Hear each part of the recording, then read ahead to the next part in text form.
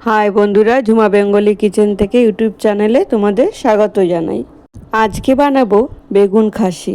আর বেগুন খাসি বানাতে গেলে বেগুনগুলো এইভাবে ডান্ডি সমেত কাঁটাগুলো শুধু একটু কেটে দেবো, আর ডান্ডিগুলো থাকবে, আর বেগুনের মুখের দিকটা সামান্য একটু করে চিড়ে দেবো।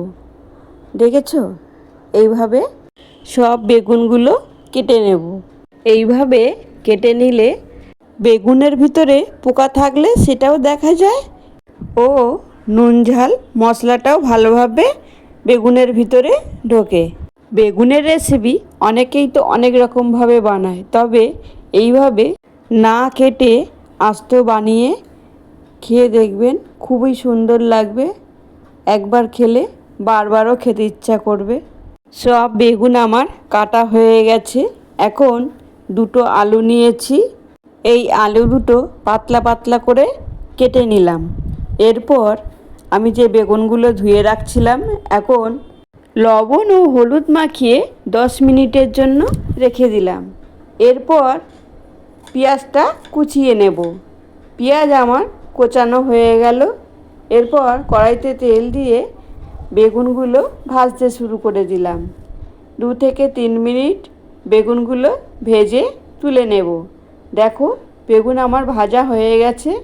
তেল থেকে আস্তে আস্তে করে বেগুনগুলো তুলে নিলাম। এখন ওই তেলের মধ্যে কটা জিরে ফোড়ন দেব। এরপর কুচিয়ে রাখা পেঁয়াজগুলোও দিয়ে দিলাম।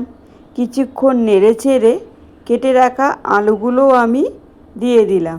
ঠিক 2 মিনিট পর লবণ, হলুদ ও লঙ্কার গুঁড়ো দিয়ে ভালো করে নেড়ে চেড়ে নেব।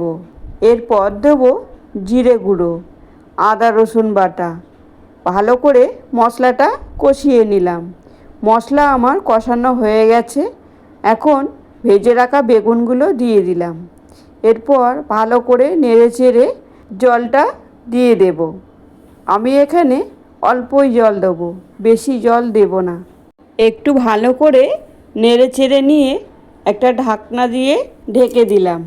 ঠিক 3-4 মিনিট পর ঢাকাটা খুললাম। ভালোভাবে ঝোলটা ফুটেও গেছে, আর বেগুনগুলো আলু সব সিদ্ধ হয়ে গেছে। সামান্য একটু নামানোর আগে চিনিও দিলাম, আর একটু গরম মশলা দিলাম। বেগুন খাসি রেসিপিটা বেশ মাখো মাখো টাইপের হয়ে গেছে, আর এখন নামিয়েও নিলাম।